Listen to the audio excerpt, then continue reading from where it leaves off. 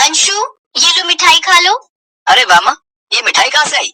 अरे वो सीता दीदी है ना, उनके पति ने नई मोटरसाइकिल ली है, तो वही आज दोपहर में लड्डू दे गई थी। लो ये 2 लड्डू हैं, तुम दोनों एक एक खा लो।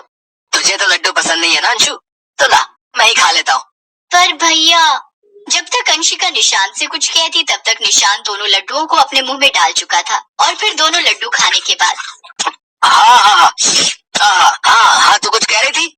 नहीं, कुछ नहीं भैया। ये रहे निशांत, अंशिका और उसकी माँ निर्मला।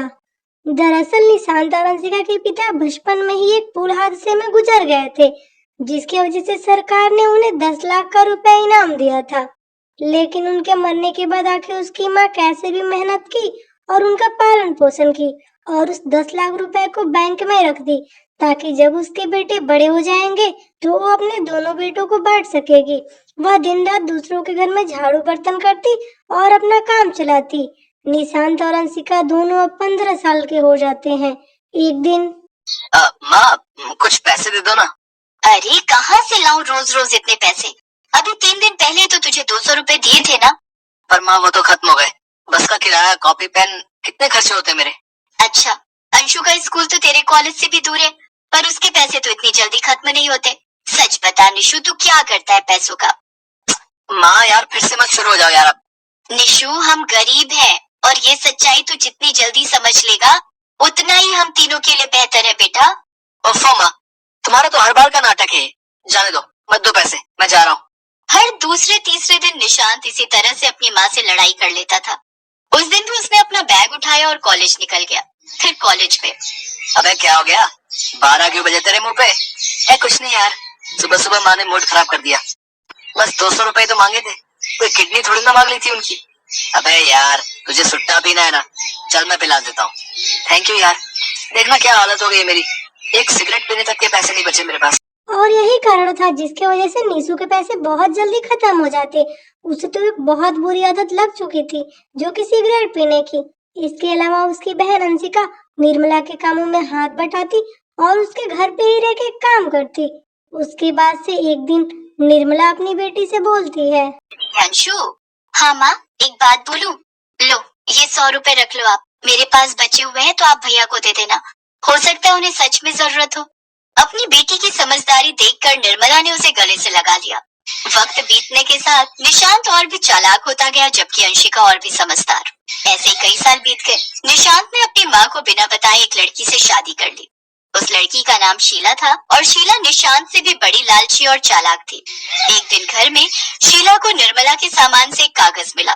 शीला ने फौरन उस कागज की फोटो खींच ली और फिर शाम को, इधर आइए, आज बताती हूँ आपको कि आपकी माँ कितनी तेज है। क्या मतलब? ये देखिए, आज मैं घर की सफाई कर रही थी, तब ये कागज मुझे उनके सामान से मिला। आपको पता भी है, आपके पिताजी के मरने पर माँ जी को पूरे 10 लाख रुपए मिले थे, जिसकी उन्होंने एफडी कर दी, और अब वो पूरे 20 लाख हो गए हैं। लो बताओ, और हमें लगता रहा कि हम पैदाइशी फकीर हैं। निशांत ने जब अपनी माँ से इन सब चीज के बारे में पूछा तो उसकी माँ ने सारा सच बता दी। उन्होंने सड़क हादसे और पुल के गिर जाने की वजह से उसके पिता की मौत और जिसकी वजह से मुआवजे मिले थे, वो सारी बात बताती है। इस बात पर निशांत बोलता है, अरे माँ, तुम कितनी अच्छी हो। मैं दूसरे की दुकान पर काम करता रहा और मुझे पता ही नहीं था कि मेरी माँ मुझे 20 लाख रुपए देने वाली है। 1 मिनट, तुम और बहू दोनों कान खोल कर सुन लो। इनमें से बस 10 लाख तुम्हारे हैं और बाकी के 10 लाख अंशु के। तुम कल ही अपने पैसे ले लेना मुझसे और तुम्हें जो करना है वो करना, पर बाकी के 10 लाख तो मैं अंशु को ही दूंगी। उसकी पढ़ाई लिखाई और शादी में काम आएंगे वो, समझे? निशु अपनी माँ को कुछ बोल भी नहीं सकता था, इसीलिए वह कुछ नहीं बोला और अगले दिन अपनी माँ से अपना 10 लाख मांगने का जिद करने लगा। उसने बोला उसको कुछ काम है।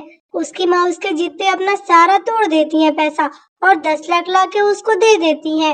अगले दिन वह 10 लाख लेके और काम के बहाने घर से निकल जाता है और पीछे से उसकी पत्नी भी वही बहाना बनाती और अपने मायके के लिए निकल जाती है। दोनों जाके कहीं अलग रूम लेके रहने लगते। समय बीतता रहता है। एक दिन निशु की माँ को चक्कर आ जाता है और वह धड़ाम से जमीन पे गिर जाती है। अंशिका रोती हुई डॉक्टर के पास लेके जाती है। वहाँ ले जाने के बाद डॉक्टर बोलते हैं, आपकी माँ को मेजर हार्ट अटैक आया था। अच्छा हुआ जो आप उन्हें यहाँ वक्त पर लेकर आ गई, वरना कुछ भी हो सकता था। ऐसा मत कहिए डॉक्टर, प्लीज। अब सॉरी, आई एम सॉरी, आप रोइए मत प्लीज। अंशिका बहुत सुंदर थी। डॉक्टर संकेत को अंशिका पहली ही नजर में भा गई। उधर अंशिका ने जब निशांत को माँ के बारे में बताया तो वो अस्पताल आने में भी टाल मटोल करने लगा। अंशिका अपने भाई की चालाकी समझ गई थी, इसलिए उसने दोबारा अपने भाई को फोन नहीं लगाया। निर्मला उस अस्पताल में करीब 1 महीना एडमिट रही और उसके इलाज में अंशिका के वो सारे पैसे खर्च हो गए जो निर्मला ने उसे दिए थे।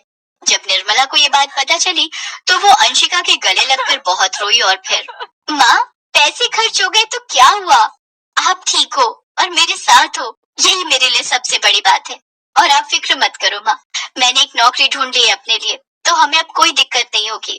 डॉक्टर संकेत की सिफारिश पर अंशिका को उसी हॉस्पिटल में रिसेप्शनिस्ट की नौकरी मिल गई थी। अंशिका को भी अब संकेत से प्यार होने लगा था और फिर एक दिन संकेत ने निर्मला से अंशिका का हाथ मांग ही लिया। संकेत बहुत बड़ा डॉक्टर था, उससे शादी करके अंशिका की जिंदगी ही बदल गई।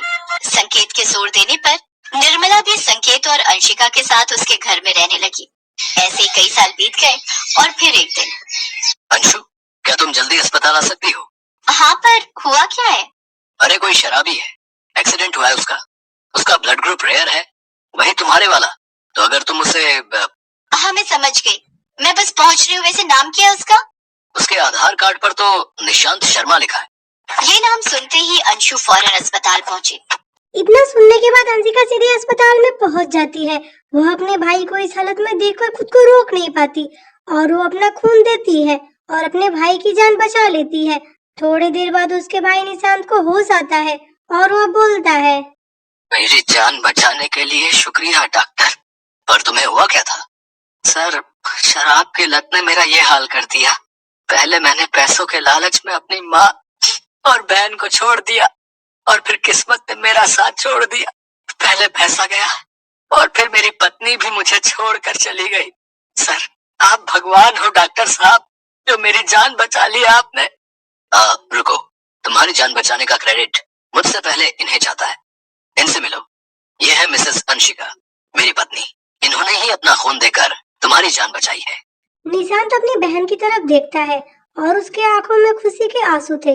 वह अपनी गलती पे तो पछता रहा था, लेकिन अपनी बहन को इस तरह खुश देख के वो बहुत खुश हो गया और अपनी सारी गलतियों की माफी मांग ली। अब तो वो कुछ बोल भी नहीं सकता था कि उसे वापस उन लोग के साथ रहना है। ये कहानी इसी तरह से समाप्त होती है। तो कैसी लगी आपको ये हमारी छोटी सी कहानी?